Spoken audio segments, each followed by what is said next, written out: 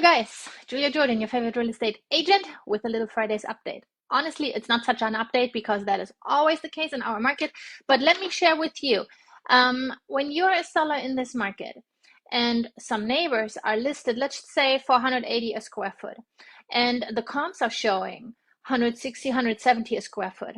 And you say, well, everybody is a little bit overpricing. And in this market, you were told all the houses are just sitting a little bit on the market. That's just the case. First of all, that is not true.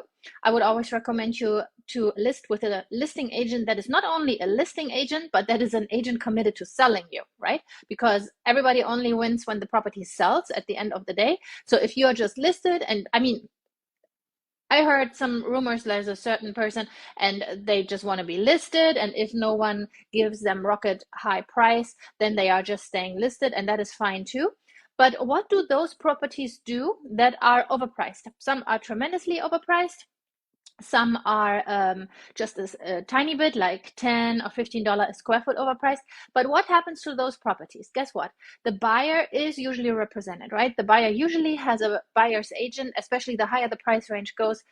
People can afford representation, and they definitely usually will have representation because their agent negotiates for them, keeps them safe, educates them throughout the process, and helps them when there's something not wrong to evaluate that. Is that a important thing? Is this outrageous expense later on? Is this a real danger? Or is this just something what happens on almost all the houses? Like I recently had a negotiation and they said the driveway is cracked. I'm like, well, welcome to Texas. All the driveways, like 90% of the driveways have a crack earlier or later. This doesn't mean the whole property is like not stable or solid or something like that. It's just a Houston thing. So when you are overpriced with your listing, and let's say there are 2-3 other homes in the same neighborhood, they're on the market forever and they're also not turning over. You can believe this is just the market. You can go with a listing agent that says, yes, ma'am, yes, sir, to whatever you say. I personally will call you, pull you up the comps, and I will show you the numbers. Real estate is not rocket science. So if you want to sell, how about you look better, your property, not you. How about you look better than all the other houses, and how about you are priced right, or even a tiny bit under? Guess what? The other homes will now advertise your listing. Yeah. And when you're overpricing, it is actually the same thing, just other way around, because you are now advertising. And recently in my immediate neighborhood here, we had it, a property came on the market and it was prettier and it was priced right. Because for example, when you run the comps, a super large house, you cannot just take that square footage price and put it on a small home, or a small home, you cannot put it on the big home, because what is important or what is expensive when you build a house? The slab is super expensive, the kitchen is super expensive, all the plumbing, and then the primary bathroom. That is the most expensive on a property. All the utilities to the property, that, and the roof, of course. That is expensive with a property. In this box, basically, how much game room you put in it, or you add 2 more bedrooms, that is actually very simple and cheap to build for the builder. So that is why smaller homes have a higher square footage price than bigger homes. So if you have a bigger home, do not just take the tiny house in your neighborhood and say we are priced competitively. No, you're not, because it's apples and bananas, and now you're using all the expensive build things in that little house, you use it for the big house, and it simply doesn't multiply just like that. Yeah, so you need to be careful. And we've recently seen it. A smaller house came on the market, priced right. It was boom, off the market in just a weekend, I believe. I think 4 days or so, and the property was executed. And then we see other houses come on the market, and they're all $10, $15 a square foot overpriced. If they would have listed lower and would have looked like the prettiest house and the cheapest, not cheap, like cheap, but affordable house, reasonably priced house, guess what? You create traffic, and out of multiple offer, you can pick the most solid buyer, and then you can move forward, hopefully, to the closing table. Also, if I'm the listing agent on that property, I can help you, because now I can tell the first agent, watch out, we have other offers in the pipeline. They were just on your heels. They were very competitive priced, but the seller picked you. Let's just keep it that way. Let's not have a major hiccup during inspection. If the roof flies away or the AC is dead, of course, let's talk again. Or there was something the wiring is not done by an expert, we are having a fire hazard, that's something major for safety and health of the buyer, totally understandable. But if the doorknob is shaky, or there is a dent in the garage door and you didn't see it, but it was there all the time, let's not ask for a $20,000 discount for that. Let's not get funny, right? So let's just move forward and see the closing table. And all of that I can only help you with when we have multiple offers, right? When we are 8 weeks, 12 weeks on the market, and then one buyer says, I would be theoretically interested in your property. First of all, you will not have a multiple offer, right? They will give you a price and you better run with it because there's no one else you could sell with. Or you say, no, I'm waiting. I'm waiting for, well, how do I say it nicely? I wait for the crazy buyer that doesn't know what he's doing, and his representation also doesn't know what they're doing. I tell you when that thing will go south. That deal will go south when the appraisal comes back. Because if you are $15 per square foot over all the other offers, guess what? Appraisal will bite you in the butt later. Oops, did I say butt? I'm sorry. Will bite you in the rear end.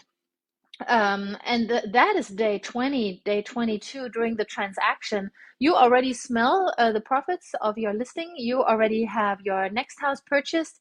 You have a new build or you have a pre-owned house. You already have your eyes set on it. And now you're losing money over there if you're not able to move forward. So in my opinion, price your house right on the comps. If you want to be super aggressive, price it right under. Everybody, your listing will stand out. Everybody will see your property as desirable and will be like, we got to see this like today or tomorrow. We cannot even wait for next weekend or something like that. So they will get you in. You will have traffic. Ideally, the other agents see your calendar already blacked out of appointments. So other agents are like, holy guacamole, there is a lot going on that listing. Let's get a foot in the door and let's definitely write an offer. And then they talk to the listing agent, hey, are we the only offer? Do you have any other offers on the table? And the poor agent says, oh my gosh, yeah, we are having already multiple offer and we just showed the property for 1 or 2 days. So that is the ideal situation. Market is heating up. We will see that way more. The only way to really kill a listing is by overpricing it and thinking the buyer is not educated. The buyer right now is bleeding. The buyer is paying a lot for the property and the buyer is paying a lot for interest rate. And then the third one, the third whammy, the buyer also pays a fortune for insurance. If they're using financing and they have insurance on top of that, they have to have insurance when they're financing. Man, they are just wang, wang, wang, slapped in the face 3 times for buying a home. It is still better buying a home than renting, in my personal opinion, so don't be discouraged. But the buyer these days, they're not stupid. They're educated, and I'm happy that they are. And I love buyer's agents. Hearts out for buyer's agents because they hold our transactions solid under contract, and we need them to educate the buyer of what is reasonable and what is not. So buyer's agent, thumbs up. I love you. I'm a buyer's agent often, and we respect each other. And the whole transaction is safer for our sellers when the buyer is represented. Just my 2 cents to all of that. But I tell you what, at the end of the day, everything is negotiable. Commissions have always been negotiable. If you want a top agent, probably there will be no like 50% off deal or so, or coupon on Groupon or so. It's like a good heart surgeon or a good attorney. Good representation costs you something, but is it worth every penny? Yes, sir. Yes, ma'am. And the same on the buyer side. The same on the buyer side. You want to be represented. You want to have someone educating you so it cannot backfire to you. I recently had a transaction and the seller had representation, but there was some messing around with some major issue about the property. We talk about $100,000 north of things that were messed up after the transaction closed. And guess what? Everybody took the A word in their mouth. So attorneys, that's nothing what we want to have after the transaction. We want you to buy, we want you to sell. And after that, the topic is over for you. You're happy in your house, or you sold your house and you never hear of it again. You just enjoy your real estate. Okay. So that's my 2 cents for that. Happy Friday to you. All the best. If you have any questions, 832-444-4923. And if you think anyone of your peeps needs to talk to me and just reflect and bounce off of a situation that you guys are encountering, always feel free to send them my way. A 3-way text message is the best way to introduce me. Okay, bye-bye.